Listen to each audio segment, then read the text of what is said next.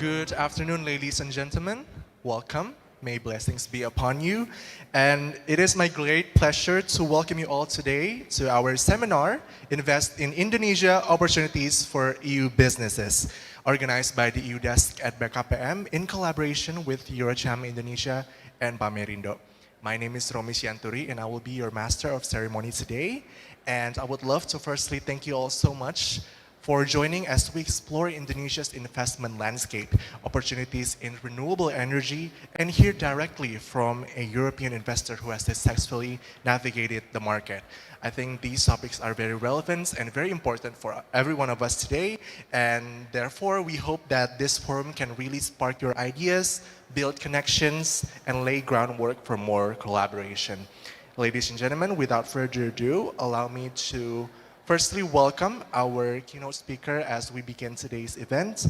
I am pleased to invite Mr. Karsten Sorensen, Head of Trade and Economic Section of the EU Delegation to Indonesia and Brunei Darussalam, to deliver his opening remarks. To Mr. Karsten Sorensen, please take the stage.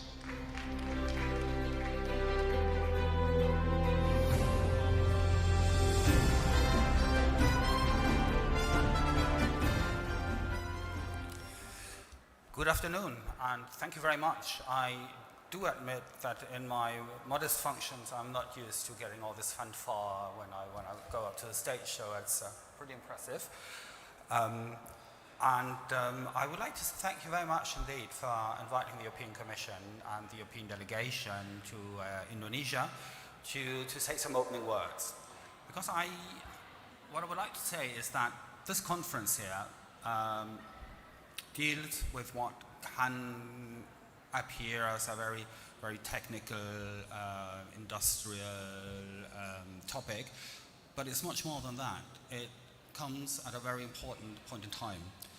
As we all know, as we all see every day when we open the news, the geopolitical situation these days is pretty tense. And the cooperation between two countries that are very or two entities, the European Union on the one hand and Indonesia on the other hand, makes to us a big difference in this current situation. And extending the cooperation, the trade, investments between us is something that we consider as absolutely crucial in order to weather the storm and to further strengthen what we both believe in rules-based trade. And where's the link between the two things, between the topic we're discussing today and what I just mentioned? The one link I would highlight here is the Comprehensive Economic Partnership Agreement, CEPA, which we have been negotiating in lightning speed over 10 years, so which finally now come to a conclusion. And next week, the coordinating minister for economic affairs, Pak Airlangga, and his EU counterpart, the Commissioner for Trade and Economic Security, Maros Sefcovic, will meet in Indonesia to mark the occasion of the end of negotiations of this agreement. It will not kick in immediately because it needs to be ratified, etc., but the negotiations are over. We have found a common ground on how to create better trade and economic partnership conditions and how to enhance trade and investment in both directions. And that is the framework in which investment opportunities for EU business in the electricity, in the power sector, take all their sense and get all their importance. If I look at the latest figures I've seen, is that renewables, which are at the heart of this discussion, make up roughly 15% of the electricity production in Indonesia today, with a target in the national plan to increase it to 23%. This creates, for the European business, obviously a huge opportunity to be part of that game to be part of the increase of sustainable electricity production and power production in Indonesia. We are proud to believe that in the many areas of solar energy, geothermal energy, wind energy, and also energy storage,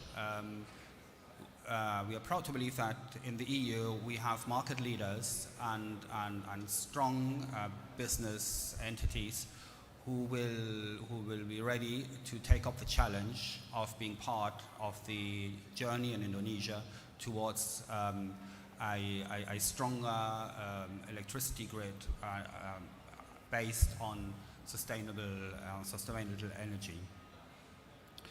And the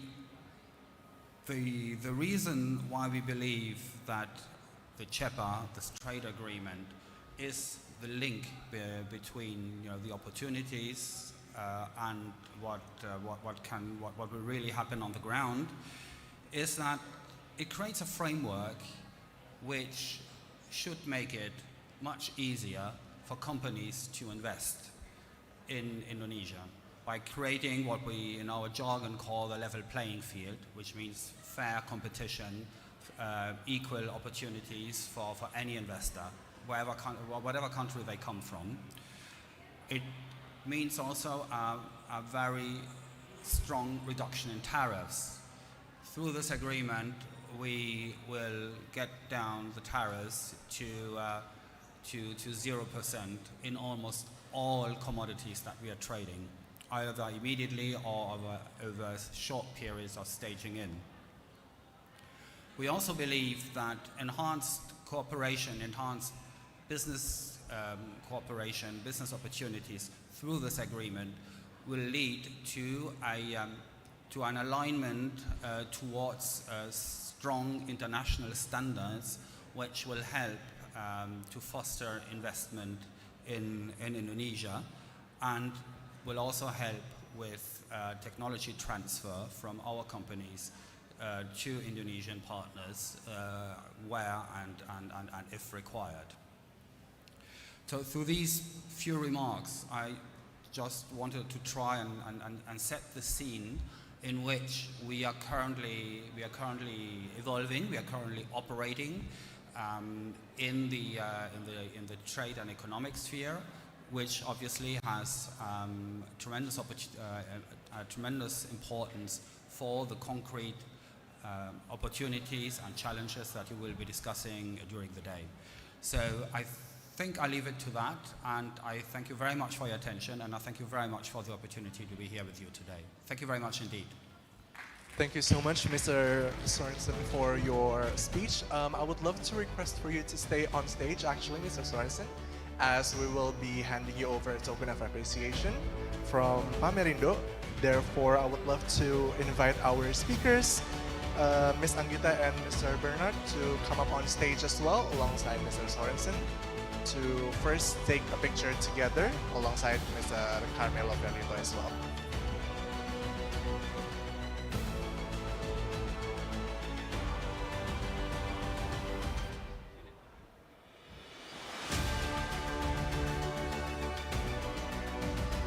I would love to also invite Bapak Hanung Handito of Pamerindo to come up on stage and hand over the token of appreciation first for Bapak Karsten Sorensen.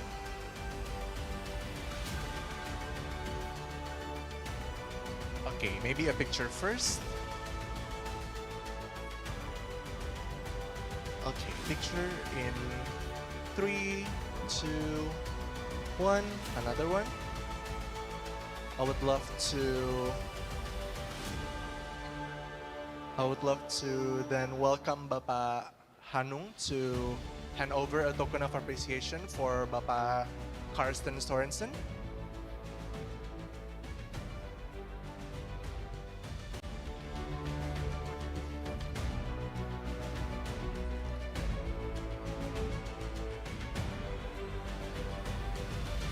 All right. Thank you so much, Pak Hanung, Pak Karsten, and all of our speakers. You may go back to your seats. Yes.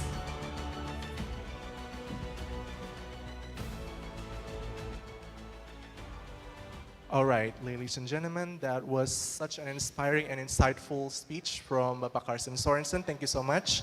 Now we move on to our keynote speaker to officially start off this seminar. I would love to invite Mr. Carmelo Ferlito, Senior Trade and Investment Expert from the UDES at BKPM.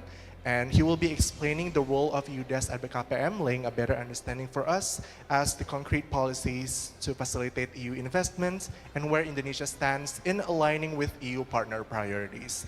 Please join me to welcome Mr. Carmelo Ferlito to the stage.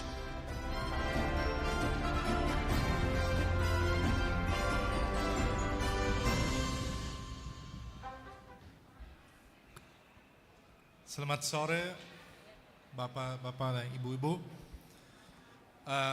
Thanks for being here, and thanks to Pamerindo for having given us the possibility to explain the mission of the newly established EU Investment Desk at BKPM. I hope that the surrounding is not too noisy and you still can catch some thoughts from the presentation.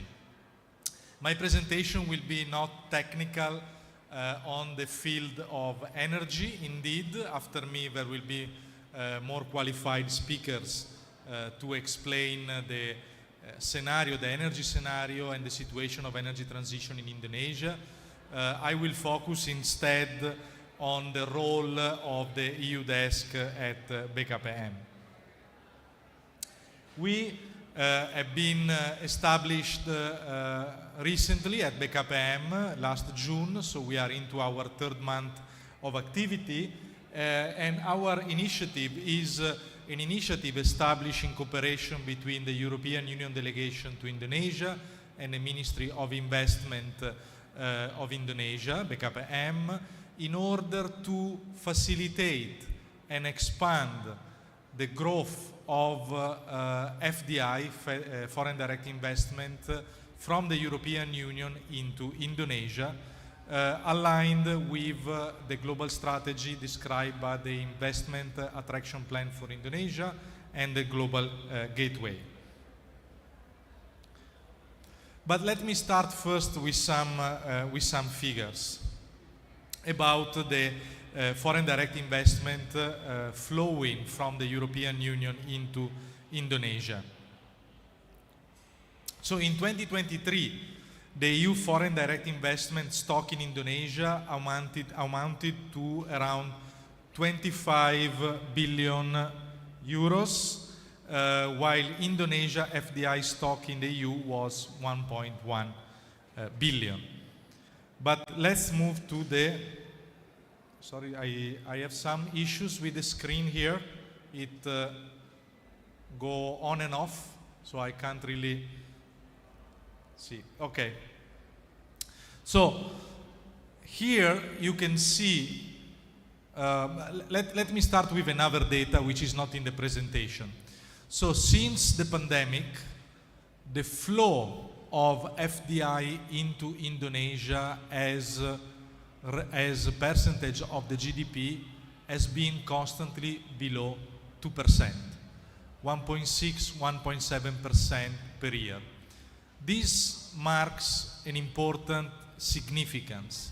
It means that Indonesia's ability to attract foreign direct investment at the moment is still limited when compared to neighbor countries like, in example, Malaysia or Vietnam, where the figures stand at 4 to 5% of their GDP. But this, which from an outside perspective may look as a negative data, it also means that there are great opportunities for growth. It means that Indonesia has a huge unexploited potential in attracting FDIs. And the mission of the EU Investment Desk fits into this scenario, showing the huge potential for growth. And the huge potential for growth doesn't simply stand from the perspective of FDIs in general, but stand also from the specific perspective of the European Union flow of FDIs into Indonesia, which in the past 5 years, 4.5 years, accounted at around 13 billion US dollars, or the equivalent of 5.65% of the total FDIs flowing into Indonesia. This data needs to be taken with a pinch of salt, in the sense that if you look at the official statistics from BKPM, the biggest investors to Indonesia are always Singapore and Hong Kong. But obviously, Singapore and Hong Kong do not really invest in this country, are companies from Europe, from China, from the United States, with an office in Singapore or Hong Kong, eventually investing in Indonesia. So the actual data is bigger than this, although we don't have elements to say how much with certainty at the moment.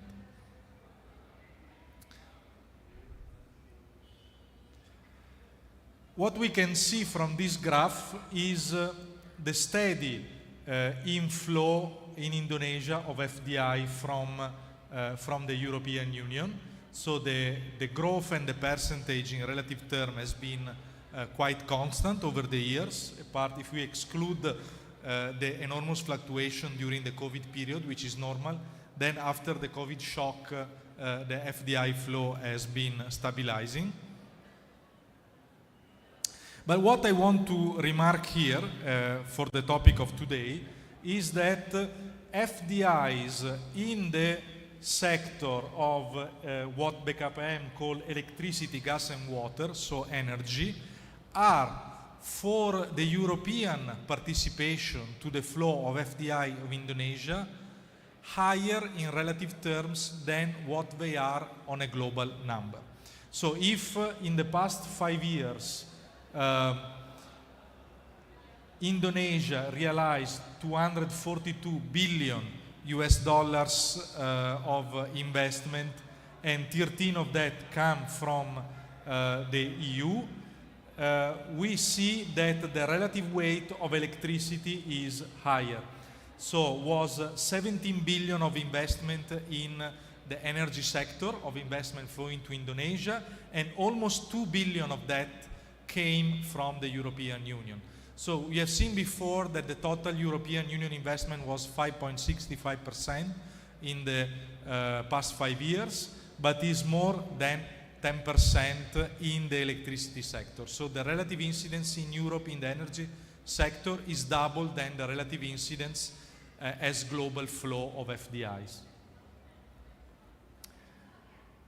In fact, here we have, as a percentage of the total investment by region, globally, the FDIs flowing in Indonesia in the energy sector were 7% of the total. But if we zoom into the FDIs coming from Europe, the one in the energy sector were 14% of the total. So Europe is invested double than the average in Indonesia in the energy sector. And here you see the evolution over the year.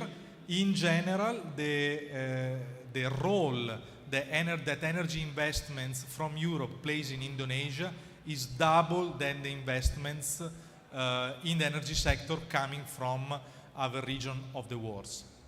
Even the last year, 4% from the total world, but almost 9% from Europe. And here you see the rate of growth between 2023 and 2024. The rate of growth of EU FDIs into the energy sector outpaced any kind of rate of growth of any investment placed into Indonesia. In general, investment in energies are going fast, but the one from Europe, as you can see, the orange line, are really more than double when compared to the previous year. And the trend is continuously. So it means that not only European investments in Indonesia are growing, but they are growing more specifically in the energy sector. Okay, now I jump into the second part of my presentation, the role of the EU desk at BKPM. So what we want to do is to strengthen business linkages between European Union and Indonesia, facilitate informed investor decision making, and showcase the strength that Europe can bring to Indonesia in terms of technology, capital, and expertise, in order to nurture the common goal of a more sustainable, inclusive, and generalized growth in Indonesia, economic growth in Indonesia. In order to do so, we try to address regulatory and operational barriers, we enhance access to sector-specific intelligence and business opportunity, and facilitate sustainable, inclusive investment aligned with Indonesian development goals. So our role is to support market entry and expansion for EU investors. We provide the identification of investment-ready projects, the coordination of high-impact investment events and seminars like we are doing today, and actually is the first seminar that we are doing as EU desk in Indonesia since our constitution 3 months ago. And we also rely on policy feedback to Indonesian authorities. In this regard, we have just launched a EU business sentiment survey whose result will be officially presented on the 30th of September. And among our service, we also provide guidance on licenses, targeted B2B business opportunity, and we are doing a proactive outreach to investor community, first and foremost by visiting exhibitions like this one. But not only this one, 2 days ago we visited an exhibition on agricultural machineries, in example. But because our objective is to develop an attraction action for investors to Indonesia, which is as much as possible bottom-up. It means listening to the businesses, listening to their difficulties, listening to what they need, and try to facilitate their operations where they actually need.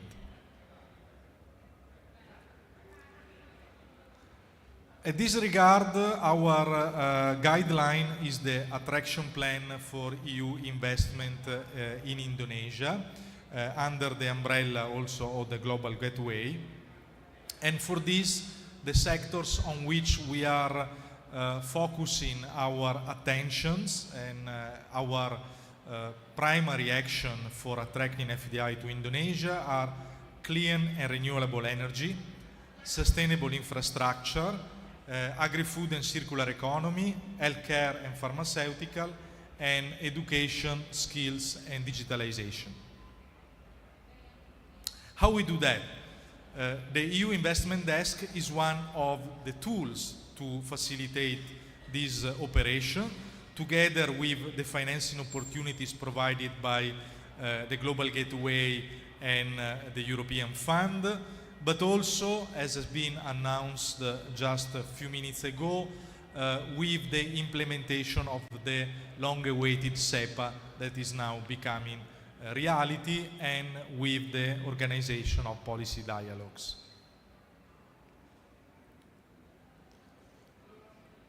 Let me skip because it seems that my time is running. How much time I do have more?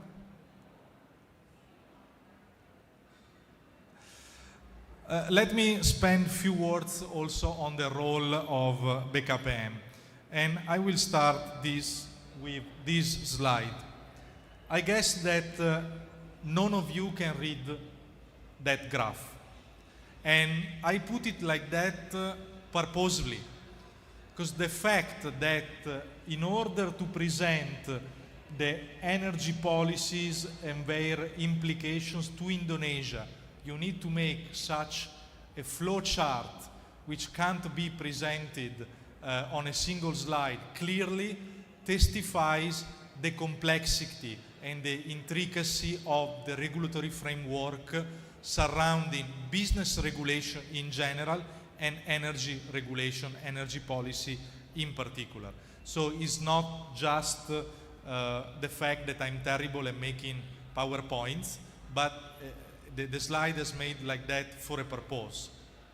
And the fact that that our action, our office is established within BKPM is the attempt from both the European Union and BKPM to provide, through the bottom-up feedback that we collect via our action on the field, reliable feedback for policy reforms. And I do believe that what is very much needed is not just more business-friendly reform, but a general operation of streamlining regulation, simplifying regulation, and making things possible to be understood with a simpler slide than this one. And BKPM is very much aware of what is needed, and that a more favorable investment environment is needed in the country. And in this regard, they are preparing a reform of the business regulation, in which we are also contributing with our input.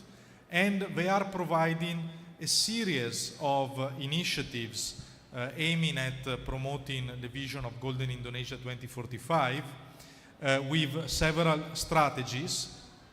And among these strategies, the attraction of investment as the engine of economic growth is the core of the new attempt of streamlining new policies. This is particularly significant because if you look at the way in which we usually measure GDP, which is investment plus consumption plus export minus import plus government spending, indeed, that element of GDP that is going to create opportunities for everybody is investment. Consumption is consuming wealth. Investment is where you create wealth. And by creating wealth, you can potentially create a domino effect that create benefits in terms of jobs and most importantly in terms of social mobility for everybody. These are the programs that BKPM is offering for attracting investment, in particular the optimization of fiscal incentives, the enhancement of system of integration between different agencies, the improvement of digital regulation, and this is also very important, the development of industrial zone to attract foreign direct investments, the acceleration of the revision of the government regulation, the investment realization target, the bottlenecking, easing business licenses, and downstreaming economic activities. Now there are, and this is actually under reform, there are several special economic zones in Indonesia which provide tax incentives, and I think these are in particular the code, the business code for the energy sector, in which the government provide business incentives, tax incentives specific for investment initiative in the energy sectors.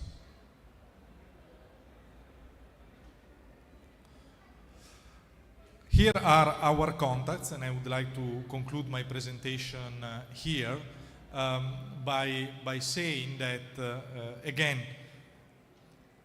here on the other side of the room, you have actual investors, actual business people that are trying to increase their business activity, and by doing so, creating positive spillovers on the Indonesian economy, because of course international trade is mutually beneficial for everybody and create opportunities of growth for everybody.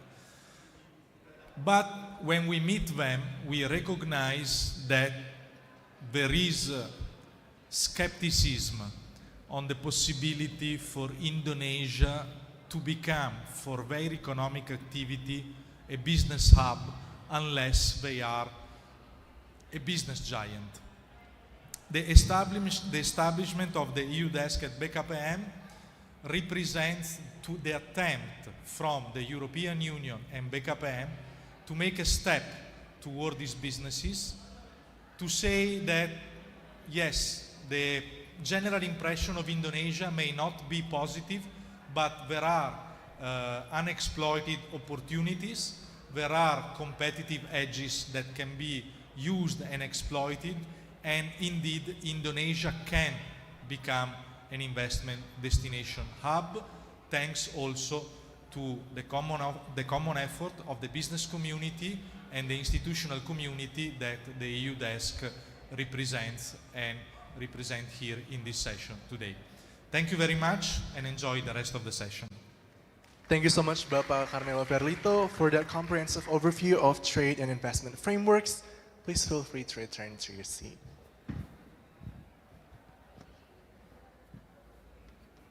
Ladies and gentlemen, with that keynote speech from Bapak Carmelo Ferlito, I think we can get the idea that renewable energy is then one of Indonesia's most promising sectors, especially as our country, Indonesia, is moving towards a greener economy.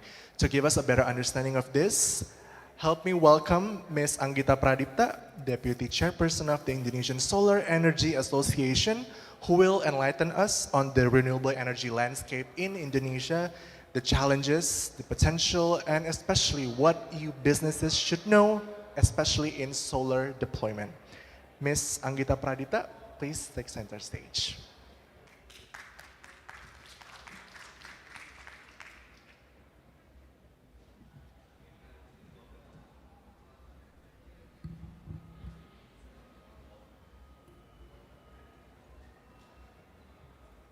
Okay. Good morning, ladies and gentlemen, distinguished guests, colleagues.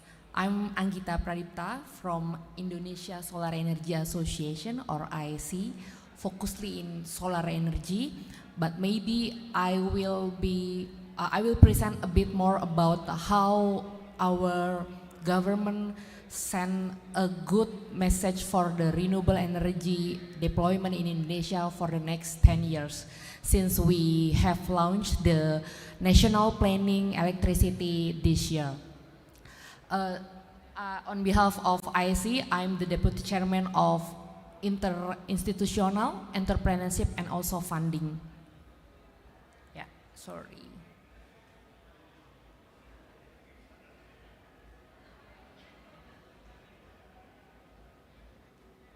Sorry, I think it's not working. Okay. ISE currently has 123 members, consists of technology provider, we also have solar energy developer, we also have EPC, and then we also have like the entrepreneurship, we also have academician as the member. It's significantly growing. Last year we only have 66 members. It's double down until this year. So we have also financier there. Previously, we don't have any utility members, utility developer members, but now since the National Utility Energy Planning already announced this year, we have the utility developer members become our members. And then we have the 4 focus in ISE. First, we have the policy advocacy, of course, to smoother the advocacy. Previously, we don't have any regulation to regulate the solar energy system in Indonesia. And also the second one, how we can give the advantage to our member in terms of business financing. And also the third one, of course, the technology development. this technology development become significant challenge for Indonesia as well. How we can have to stabilize the grid, and then if we have the significant numbers of renewable energy development, is there any readiness in terms of the stability grid and also the solar energy storage system. The fourth one is the entrepreneurship and the capacity building. It's also the most important because it become the challenge since we are not ready to have the green jobs people here. But in the future we need this. In the RUPTL there are 1.7 million green jobs that Indonesia needed. Okay. So the Indonesia government wants to achieve net zero emission in 2060, right?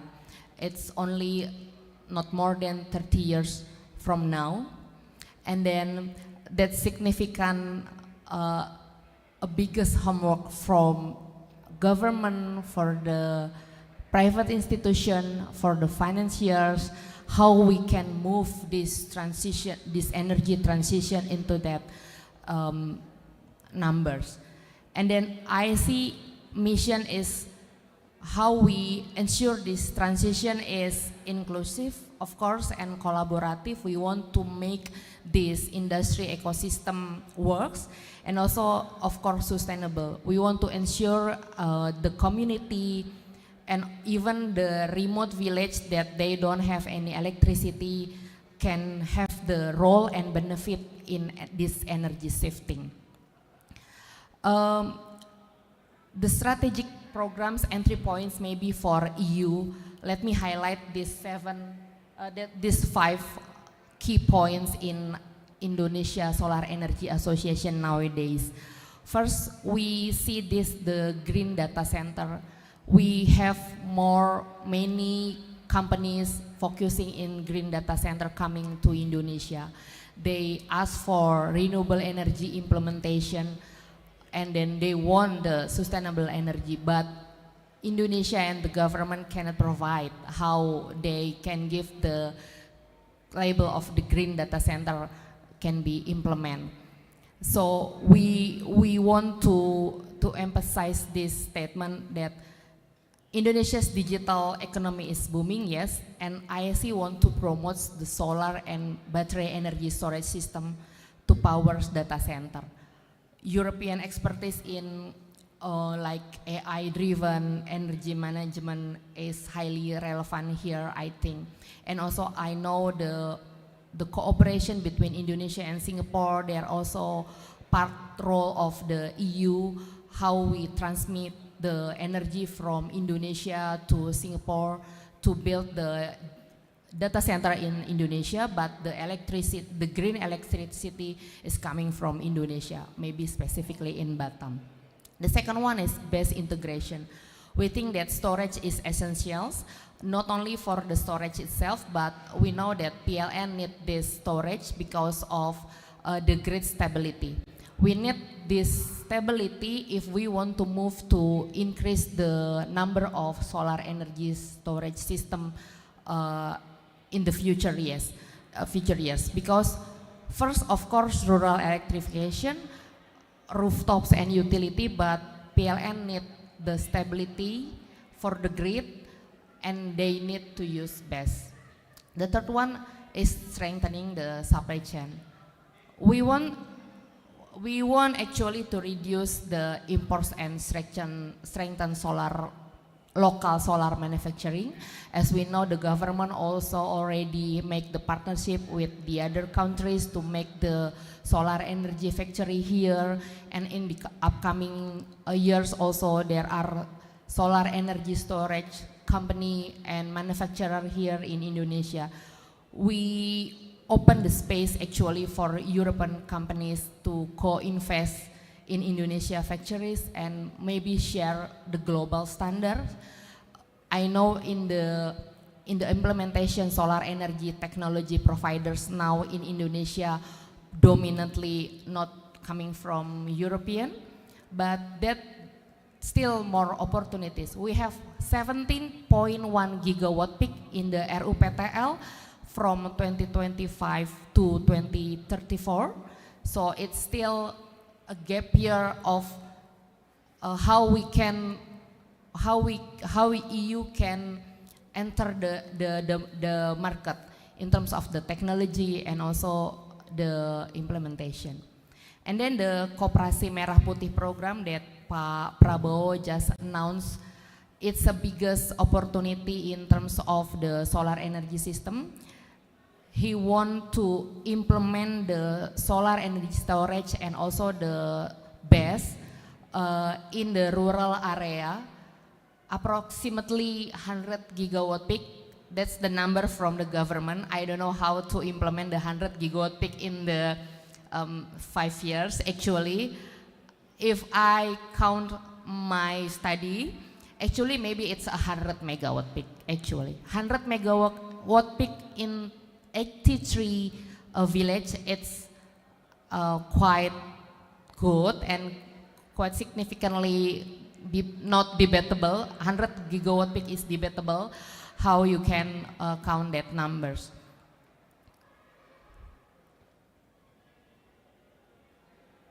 Okay, so the strategic opportunities is actually we are waiting for technology and knowledge transfer. We are waiting for this, how is the technology of the solar energy system, high efficiency inverter, the PV, long life batteries, maybe co-create the R&D with Indonesian universities is our homework. The second one is local manufacturing investment, how EU companies can build the solar and battery factories with us, ensuring cost competitiveness and also the job creation for local Indonesia. Human resource development, we need the support for the certification programs and then also vocational training. The vocational students now facing the challenge, they still learn about the conventional electricity, not the renewable energy and the renewable electricity. So this much the gap, how to create the job opportunity for them. And then also the policy and advocacy as well. We want to invite the EU companies and also the organization to collaborate with us and the government to shape how the future-proof regulation works for Indonesia.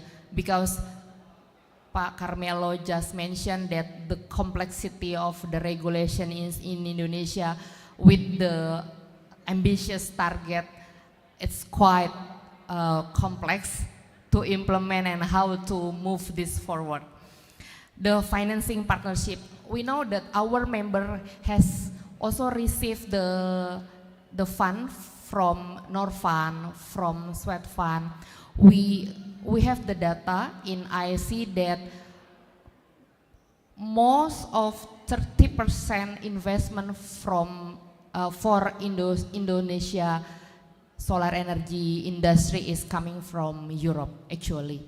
So how to mobilize this green financing and climate funds for that solar expansion, 17.1 gigawatt or 100 gigawatt in terms of government target, that's significantly needed from EU for Indonesia.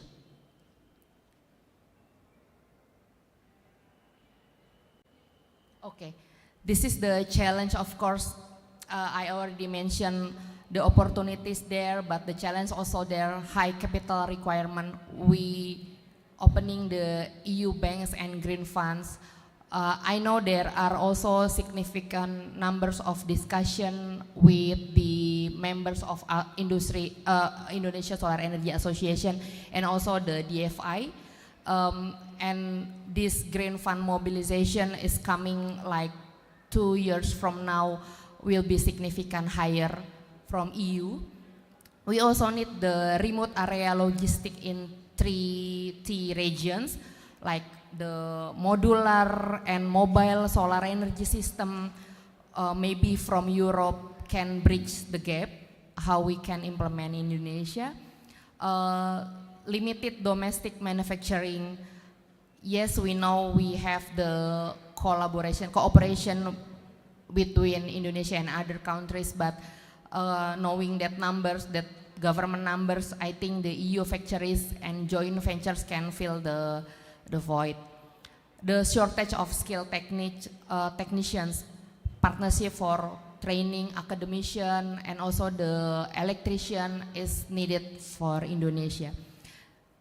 The most important also grid steadiness and stability. We all know our grid is, maybe the target is we want to have the smart grid, but until now the implementation, we still cannot see how is PLN implement the smart grid, how the financing move this plan to have all of the grid becoming smart. Of course, sustainable business model. We have the viable tariff structures and service models in Europe maybe can inspire Indonesia's next stage. So instead of barriers, think of this entry point of collaboration. From IC, we are open for this collaboration. Next, I want to show this is the MEMR, Ministry of Energy and Mineral Resources regulation for rooftop solar. In terms of solar energy system, utility, rooftop, the significant numbers of installation coming from rooftop solar, from the industry. This year we have 110 megawatt peak approved from PLN to implement rooftop solar in the industry. So actually the rooftop solar is market driven. It's not policy driven. The market is there. They want to install solar panel, and then they move, and then because the market driven is there, the government think to change the regulation. Now the regulation have a bit legal certainty. They change quite bold. First, there are no capacity limit. Previously, we have the capacity limit. Only 50% can implement from the electricity in the building. So you only can install, example, you have 1 megawatt peak, so you only can install 150 kilowatt peak previously. But now with the new regulation, there are no capacity limit, but quota based. The government opened the quota registration twice in a year, in July and also in January. So if you need 1 megawatt to be installed in your building, you just can register your system in the quota system, and then you can get the permit. And then no capacity charge. Previously there are capacity charge 65% and 35%. So if you export your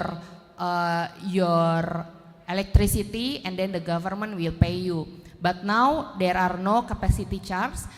You just use the electricity in your building. So zero export. And then the third one, export is not deducted from the electricity bill. So it's related with the second one, no capacity charge, and no export is not deducted from your electricity bill, which is quite pro contra, but we can install the whole capacity if we need 1 megawatt example. And then faster approval with clear timeline. So they open in July and January. As long as you register your solar energy system in July and January, they will approve within 30 days. Previously, if you apply for the permit or license, there are no clear timeline. Maybe you can you have to wait 6 months, you have to wait 9 months, you have to wait a year without any clarity in terms of the license. But now, since they opened the registration timeline in July and January, within 30 days you will get the license approval for the solar energy system.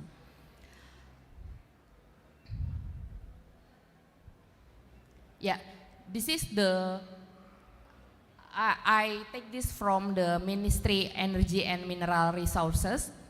So you can see this is the quota. They divide the quota into the province, Sumatra, Kalimantan Barat, and so on and so forth. And this is the numbers cumulative solar rooftop quota, actually per year, only for rooftop. It's different with the utility. Utility has their quota 17.1 gigawatt peak itself for the utility. So this number only usually coming from industry. 98% this rooftop quota absorbed by the industry. Yeah, this is the realization, and in the January and July.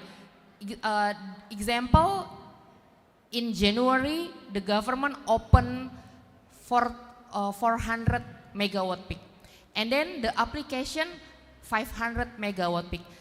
The 100 megawatt peak will be coming to waiting list. The waiting list one will be released month per month after the quota registration timeline is closed. So example, you apply the solar energy system in July and the quota is end, and then you cannot get the quota, right? But the government will release the quota for you after a month of the close registration period. So you will get the quota in September, example 20 megawatt peak, in October 20 megawatt peak, and November 20 megawatt peak. This one is the example of available quota and utilized quota. Yeah, this is the challenge of solar PV development and efforts to improve the regulation. In the 5 years, we have 3 change of the regulation of rooftop solar quota. And the last one, last year, January 2024,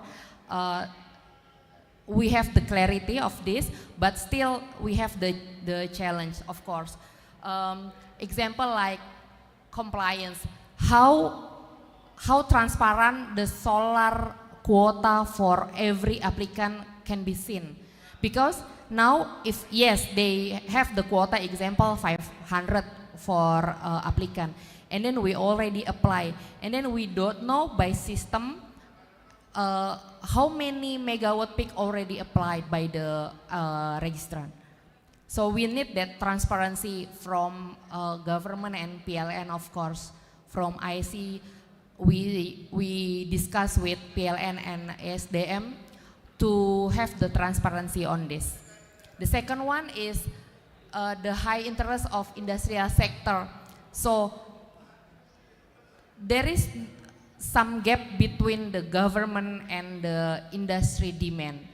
We want to implement much higher of the solar energy system, but the government has the quota to be implemented. And actually the demand is higher than the quota itself. In the upcoming year, that will be the challenge for us, how all of the demand of solar energy quota can be absorbed from PLN and the government. And then, yeah, currently we know that the Ministry of Energy and Mineral Resources drafting the revised version of latest regulation. They want to put the utility regulation and also ground mount. We have massive land. There are no use of the land, so we need to implement solar energy ground mount. And then the ground mount itself is not regulated in the regulation. MMR to 2024. And then in the upcoming January, the revised version will be announced from the government itself. That's from my side. Thank you very much. Hopefully you can enlighten by the material that I present. Thank you. Thank you so much, Ibu Anggita Pradipta, for such an enlightening session. Ladies and gentlemen, we have one more speaker, as important as this topic because this is a very important sector in Indonesia. Now, I would love to invite someone that is working in the energy sector to share more about his success story from a European investor operating in Indonesia. For this topic, it is my pleasure to invite Bapak Bernard Adi Pramatista, Head of Strategy and Market Development of PT Siemens Energy Indonesia, to share his experience. Bapak Bernard.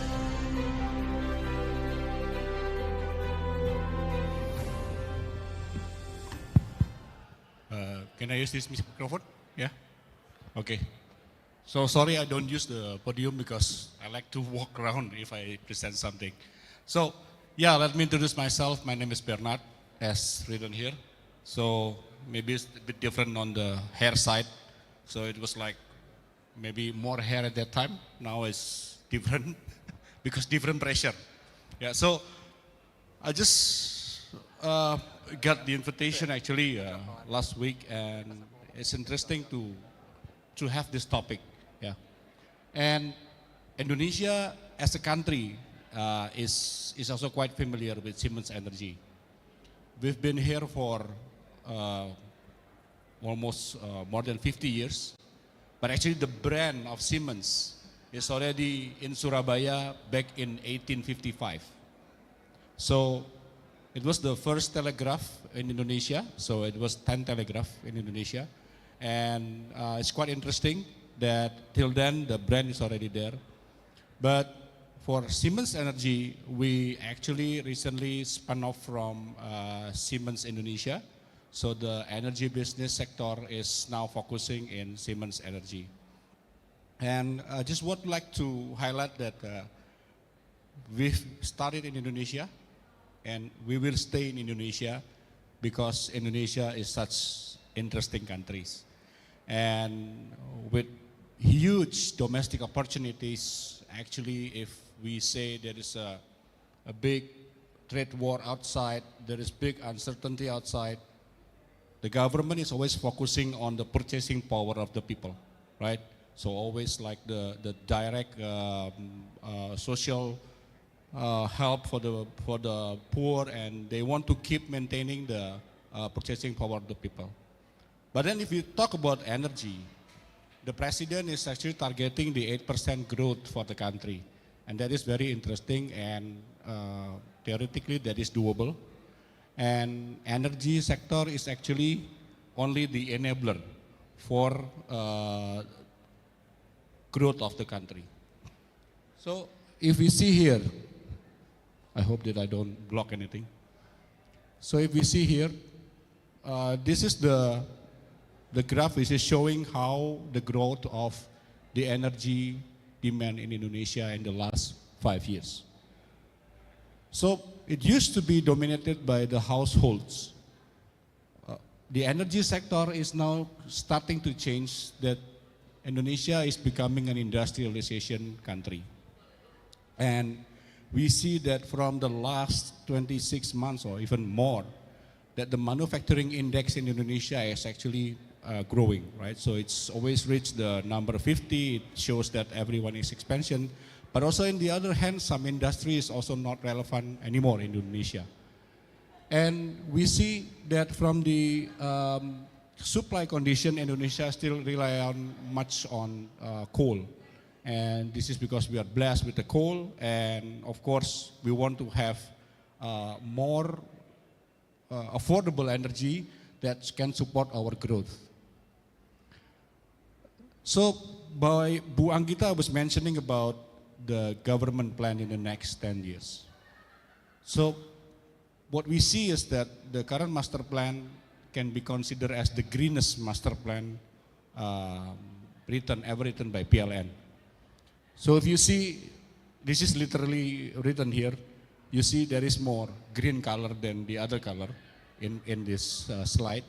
So meaning that this expected that more renewable is actually going to be deployed in the next 10 years. I think it's around 43 or 45 gigawatt we will deploy. But of course, there is a background story behind this. What is it? It's about the growth for the country.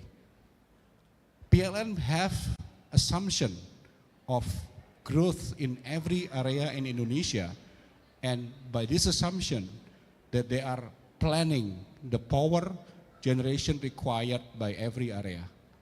But where it is? So Indonesia is so huge. The problem in Indonesia, if we are talking about renewable energy, that where the potential of renewable energy is not the same location where the demand is. We all know that Indonesia is more focusing on Java Island. So I think most of the GDP is focusing in this island. And then the next one is Sumatra.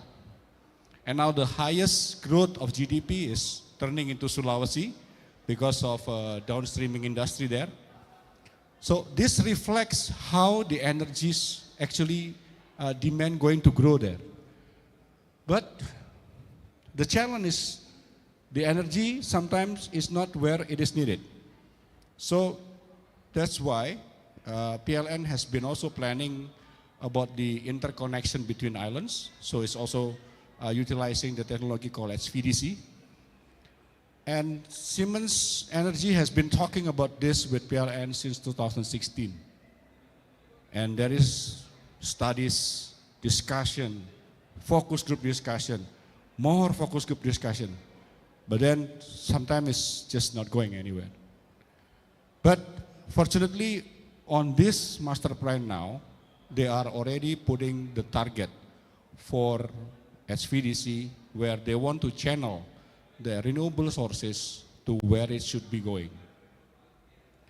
For example, Sumatra is rich with geothermal, and they want to connect Sumatra mainly to Batam and Bintan, and then to Java Island. Why this is important? Because Batam is one of the most critical location where industry is growing, as well as the new vampire of energy, which is data center. So now currently Batam Island is actually has very small reserve margin, so they really require more additional power coming to the island. Yeah, so we're talking about the planning for Indonesia going toward net zero emission. If you see that this planning is actually going towards 2060, even the president say this should be earlier if possible. Is it possible? I would say yes, but everyone needs to work together. So, is you see that we will not go out from coal, ever, because coal will still be there, but the ratio of coal is going lower.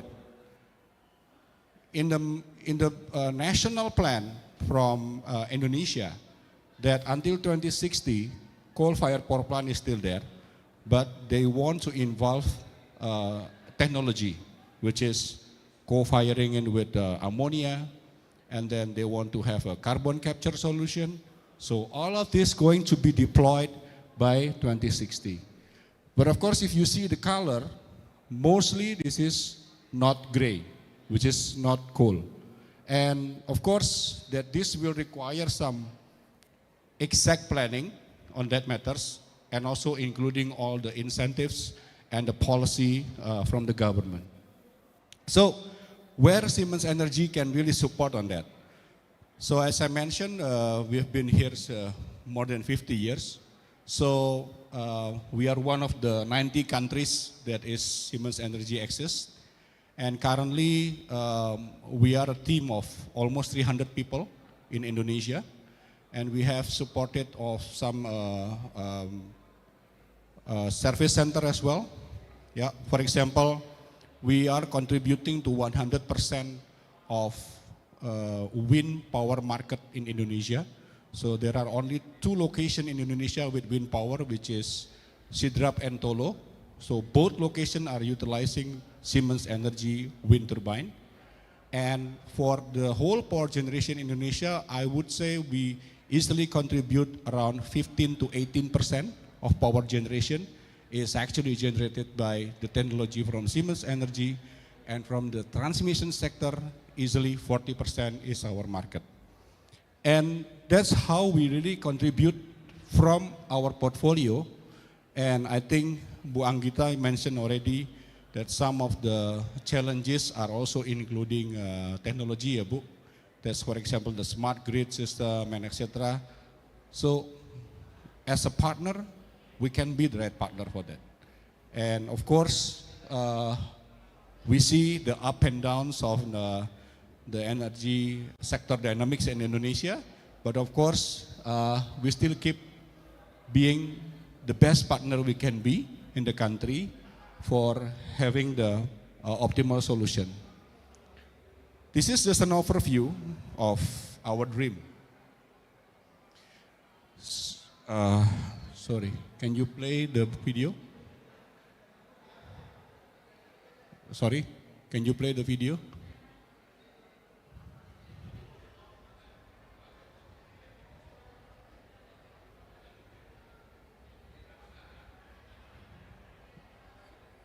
Itu dari video, Bos, nggak bisa. Okay, no, forget it.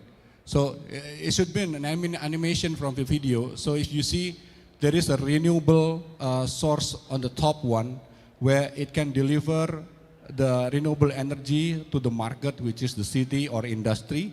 But of course, there are some sectors which are really hard to abate for the CO2 emission. So this is where the technology come to play. So Siemens Energy, of course, for regulating this, all these sectors, we have, for example, the power management sector. We have one of the important, which is, which is electrolyzer.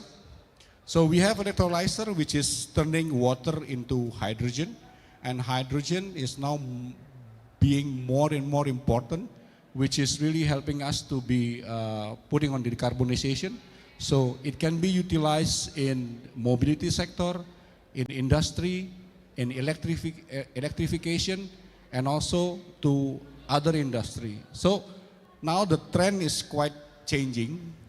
It used to be that we use the fuel for making electricity. Now we are using electricity to make fuel. So hydrogen can be considered as the potential for the future, and we believe that with our technology, for example, now our gas turbine is also already able to utilize hydrogen up to 100%, and we are also having some experiences on projects in several countries turning hydrogen into more sustainable fuel. Okay, so I don't know why this is now going to, okay, lesson learned. Indonesia we believe that this is a growing market, right? So with the population, with the domestic needs and etc., it's a growing market, and it has really abundant renewable energy resource. It has already a net zero commitment, and of course, international partnership is there. So really Indonesia is trying to be active, where, for example, one of the partnership they have is the Just Energy Transition Partnership, JETP, which is really moving forward, and some contribution is already made there.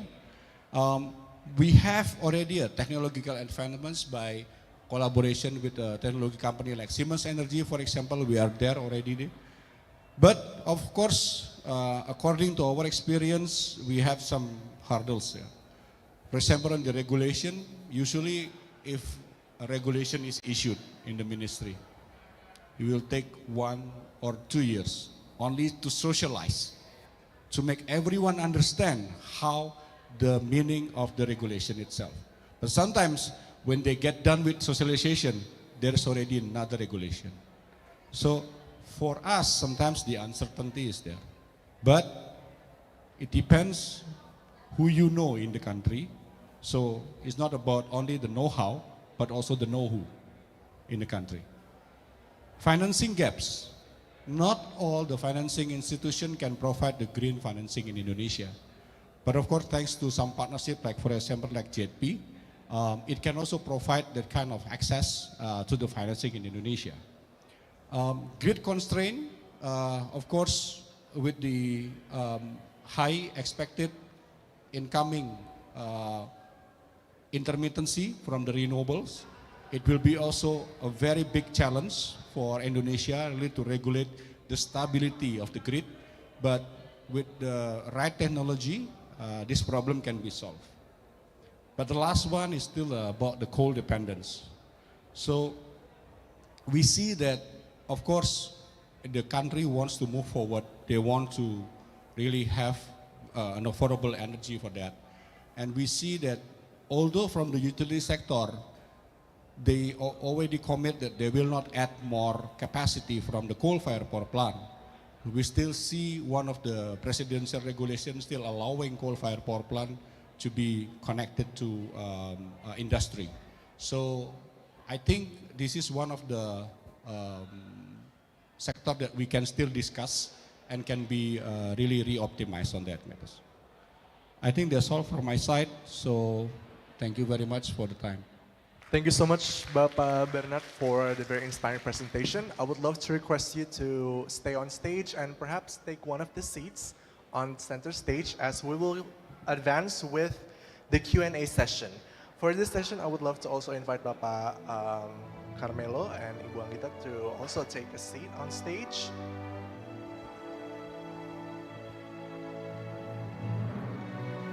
Ladies and gentlemen, for this Q&A session, it will be open to every one of you as the participants to ask questions. How it works is that you raise your hand and then one of our runners or myself will be handing over the microphone for you to ask your questions. I would love to advise you to mention your name and your affiliation companies before you ask your questions and perhaps who you want to target your question to. And then our speakers here will be answering your questions.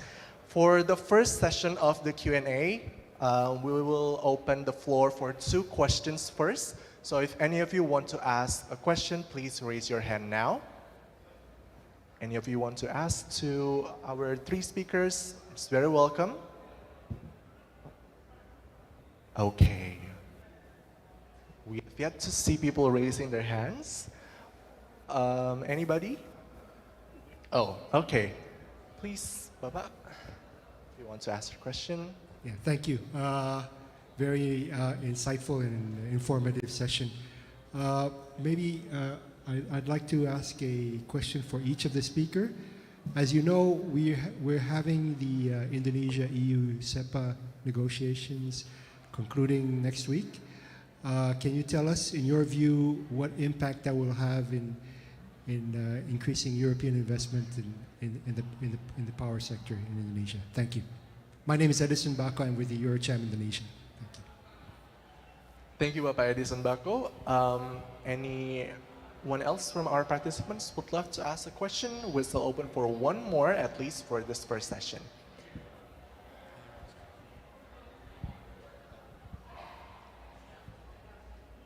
Okay, I think for now, we will take the question first from Bapak Edison Bako of Eurocham, asking about the EU-SEPA. To our speakers, please feel free to answer if you would like. Oke, halo Pak Edison. Ketemu lagi kita. Baik, I think SEPA is also what we see is one of the opportunity for European company really to increase the collaboration with Indonesia, yeah. But in the other hand, from the energy sector, the Indonesian government is already establishing so-called the local content, right? So it now depends on us on how we should navigate on between, where we can export from Europe and also what we can make from here. But of course, I would say it's always should be seen as an opportunity and we need to make sure that this also not really in the contradictory with the target from the Indonesian government for local content. So it should be a balance between what we can really export from Europe and also what we can make here. For your information, for example, now we have a joint venture company in Indonesia, and strangely, the 95% from what we make here is being exported, Pak. And actually, we invest in Indonesia also to put as a global supply chain. So we see that Indonesian people are smart and smart engineers, and we have the right partner to invest. We have a transformer factory in Indonesia. As I said, that this 95% from the volume is actually being acknowledged as a very good quality product for the countries outside Indonesia. But likewise, I see that SEPA has some targets on improvements for imports, but I see this will be also going into more into our competitive. Thank you.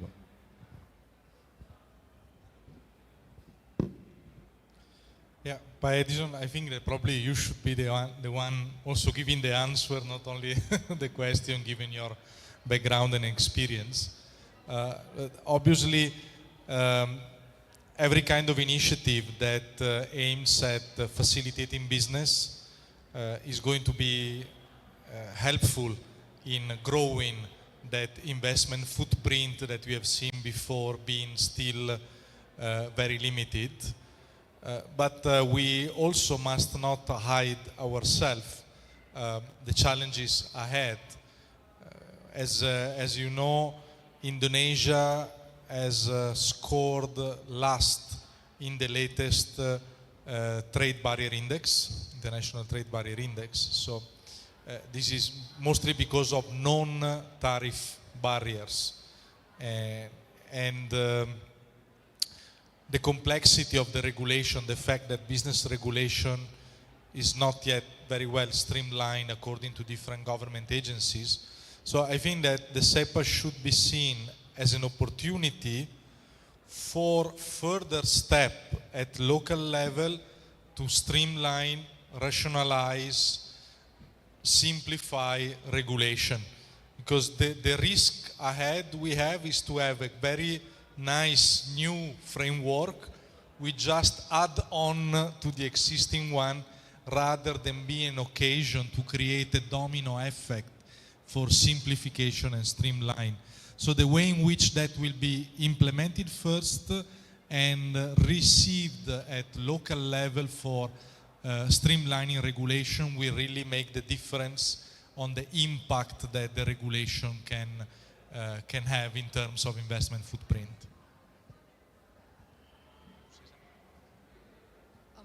Actually, I see roles as a SERPA in any other organizations. Like we cooperate with the government to how we navigate the regulation. So actually, IAC statement is we open for any collaboration with the SERPA and also and so forth for anything that you need to orchestrate how solar energy system play a vital role in renewable energy landscape in Indonesia.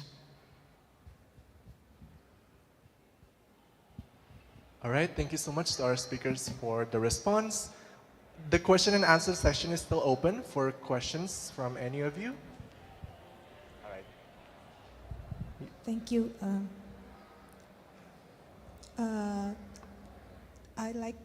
My question is actually for the three speakers. So Pak Bernard mentioned about dependence on coal, which if I understand, it's because the cost is much lesser compared to new and renewable energy, and in open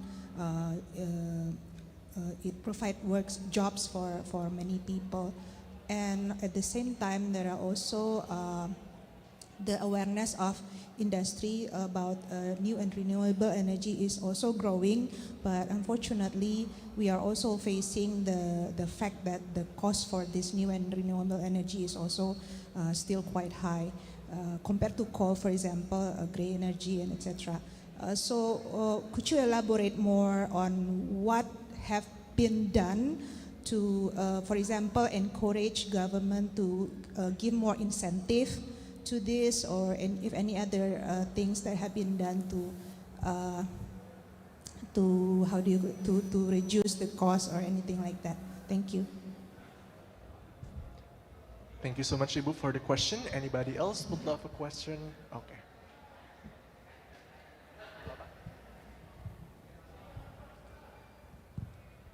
Okay, thank you. My name is Anissa. I'm from the EU delegation. So my questions would be to all the speakers today. If, for instance, we've heard, right, the complexity of the regulations in Indonesia, and Pa Bernard told us about it's not it's not only about the know-how, but also about the know-who's, right? But my question would be, if European companies would like to invest in Indonesia, based on your experience in your own sectors and in your own industry, what will be the best practices that we can apply, that the European companies can apply to navigate this complexity? And what are the lessons learned that you have experienced based on your practice in your industry? Thank you. Thank you so much, Ibu. I think we are open for one more question.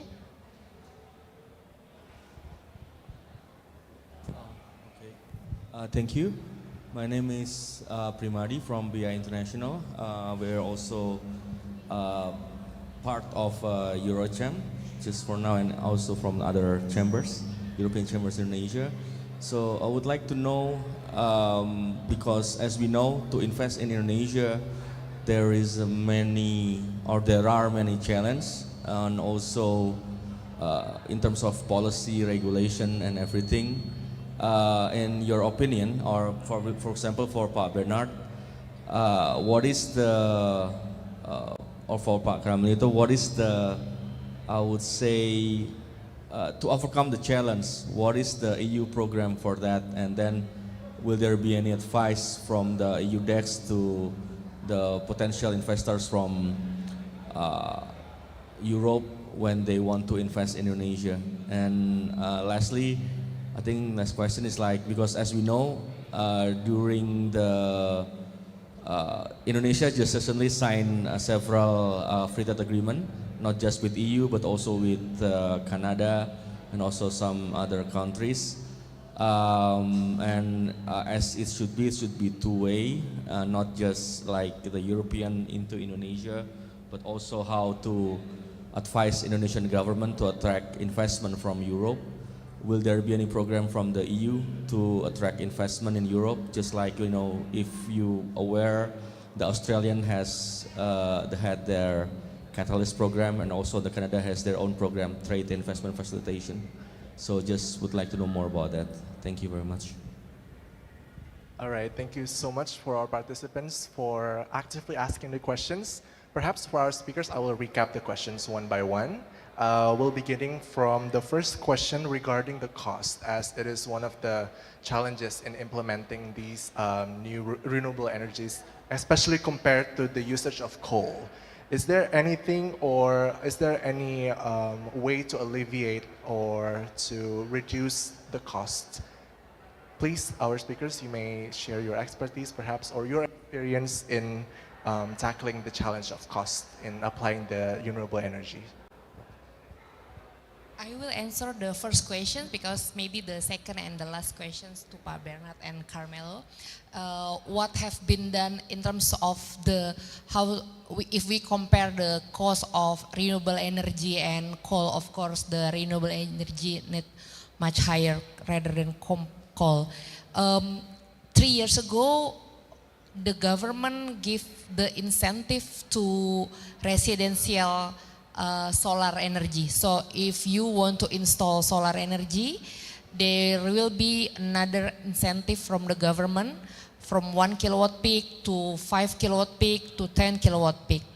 And I'm in the discussion of the Kementerian Perdagangan and Kementerian Perindustrian, there will be an incentive next year for the business, for the industry that want to install solar energy system. There will be an incentive, and also for the joint cooperation if you want to open the factory here in terms of solar factory or inverter, there will be a tax holiday as well. That still in the discussion level, but I know there also already the draft, just waiting for the focus group discussion and also the public hearing and announcement maybe in the February 2026. That's for the business. And the last 2 years, actually in my another company, I'm working in Sun Energy, a solar energy developer in Indonesia. Now already has 220 megawatt peak assets in 5 years. We have significantly growing numbers of funding from local bank. So the government opened the incentive or any formula or any regulation to the bank to give the green loan to local developers, and the interest is so much interesting compared to another DFI and other funding. So we also impressed with this interest that very small and competitive. So I know the OJK also has the green bond, and they have the interest green bond procedure here to make the funding easier for us as a developer. So the challenge about the financing is there, and then we know in the association the government is working for the incentive and also how the local bank can competitive in terms of the interest. Thank you. Thank you, Ibu, for your response. I guess we'll continue with the second question, asking about. I would like to intervene 1 second on Yes. the issue of the Yes, you may, Bapak. incentives. If you allow me, probably my opinion more as an economist than as a EU desk. Incentives are always a short-term help. So if in the long run, if so-called innovation is not sustainable in the market, is not sustainable at all. So something that is applied to the production process and enter massively the economy only because of incentives is not going to last. And in fact, the history of innovation in humankind is the history of a creative, responsive in economic history that made our life better off at a cheaper price.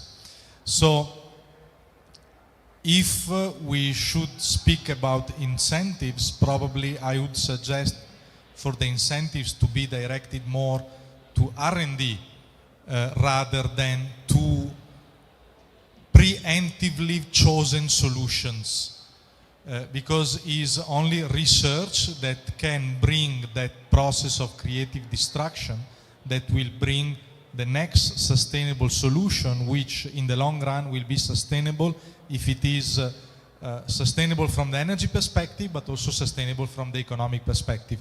Because if the two things don't go together, they don't go anywhere. All right, thank you so much, Bapak Admiral. Bapak Bernard, do you wish to I add just want, anything? for the first questions, I think the commitment from the government on how really to make the other technology more viable. For example, now I think recently the Ministry of Energy has recently adjusted the pricing for the renewable energy, and actually that step by step is making it more viable. And from the coal perspective, the government actually already set up a kind of a carbon tax mechanism, but somehow they delay the implementation of the carbon tax. So they mentioned that they want to implement the carbon tax by 2025. But of course, this carbon tax for Indonesia is still in the shy level or malu-malu. It's around $2 per ton.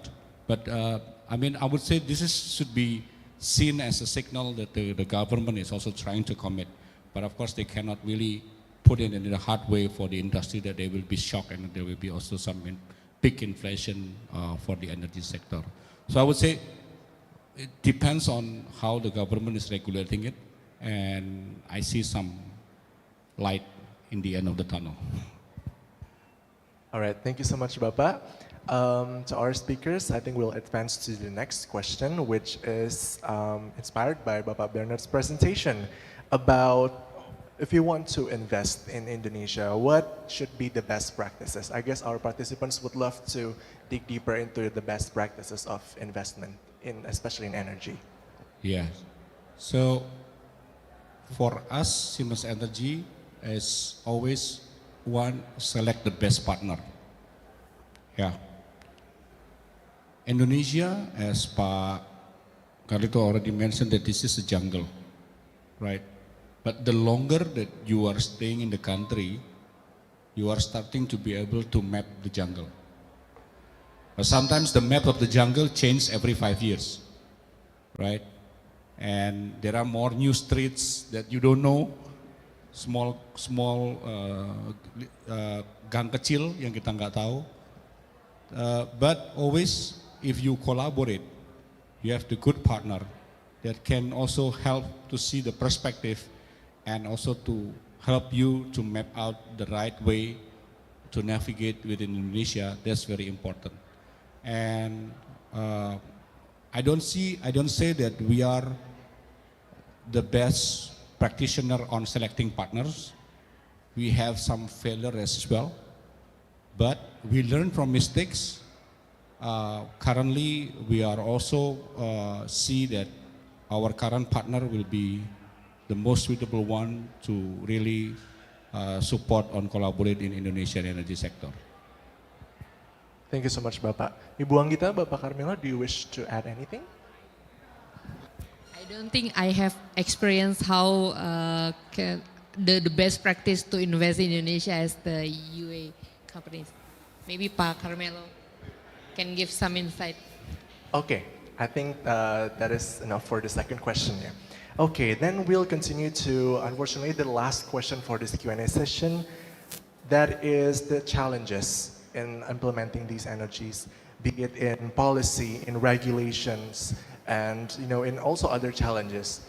Do you think there's a program that's already existing, especially from EU side? I think this is more targeted towards Bapak Carmelo, but Ibu Anggita and Bapak Bernard, please feel free if you know anything. But Bapak Carmelo, can you share perhaps if there's any programs provided by the EU to help alleviate these challenges? Yeah, of course, the establishment of the EU desk goes precisely in this direction. Somehow it addresses also the second point in a sense that we can be a point of support also to trying to find the right best practices to enter the market, and once you enter, you have other institutions like Eurocham, in example, that can help navigating through it. In terms of facilitation, indeed, the EU, under the umbrella of the Global Gateway, presents several possibilities in terms of support in establishment of projects, support that can be financial, support that can be accompanying in finding the right technology or the right partner. But I must say that under this perspective, it depends very much on the type of project, the size of projects, the industry, the sector, but solutions are there. So, and the idea of establishment the EU desk is precisely to welcome investors that may have questions like the one that you have, but more specifically and more oriented to their industrial plan, so that we can accompany them to find the right plan, the right program that fit their needs. But the general umbrella to which look under, if you want to start to explore is Googling Global Gateway. That is, let's say, the key word for us and for investors that want to come to the country under the EU umbrella. Thank you, Bapak Kamerul. Bapak Bernard, Ibu Anggita, do you wish to Yeah, add just anything? want to highlight, maybe it's still related to the statement I had before, so the best partner. I think Eurocham is one of the best partner as well.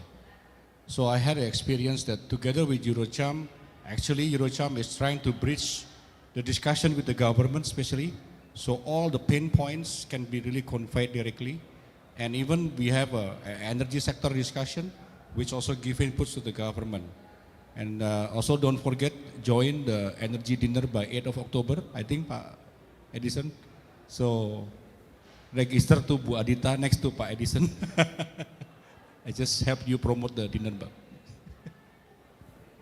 Okay, thank you so much, Bapak Bernard. Ladies and gentlemen, give a round of applause for our speakers.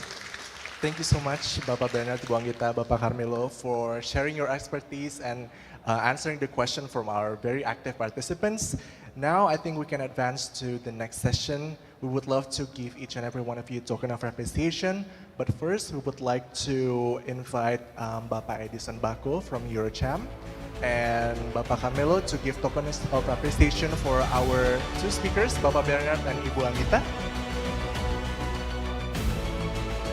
Bapak Edison, please come up on stage.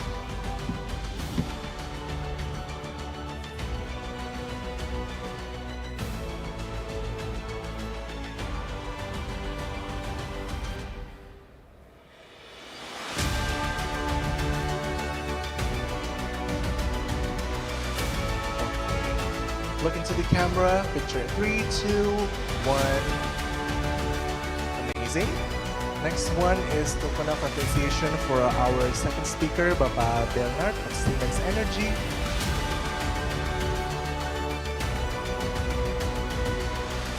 Look into the camera, 3, 2, 1. Next, we will be handing over tokens of appreciation from Bapak Hanung. Bapak Edison, please stay on stage. Next is from Bapak Hanung of Pamerindo to hand over tokens of appreciation for firstly Ibu Anggita. Ibu Anggita, please take center stage to receive token of appreciation from Bapak Hanung Hanito. Picture please, Bapak Hanung and Ibu Anggita. Look into the camera, 3, 2, 1. Alright, next up, Bapak Hanung, please hand over the token of appreciation for our second speaker, Bapak Bernard. Okay. That is amazing. Picture, look into the camera, in 3, 2, 1. And the third token of appreciation is handed over for Bapak Carmelo Femito of UDESK and BKPM.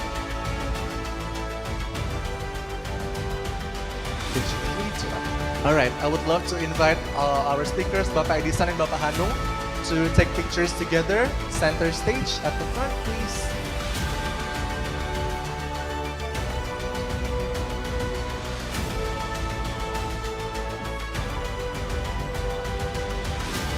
Okay, look into the camera. Picture in 3, 2, 1. All right. Thank you so much, everyone. You may return to your seats. Ladies and gentlemen, give a round of applause once more for our speakers and our organizers for today's seminar. Thank you, Bapak, Ibu.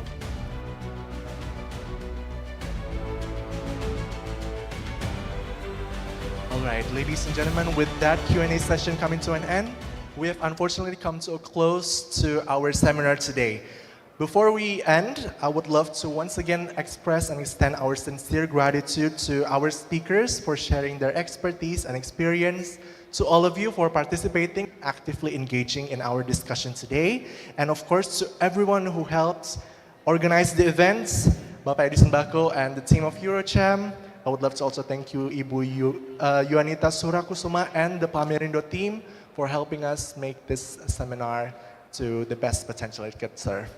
At this point, I am very grateful and we are ready to close. Ladies and gentlemen, Since we've covered investment, renewable energy, and success stories, that will be all of the portfolio for today. But if you wish to attend the exhibition but has not yet registered, you may take the badge at the registration table at the front if you wish.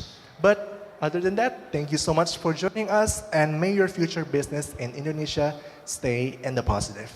Thank you very much, and have a great weekend, ladies and gentlemen.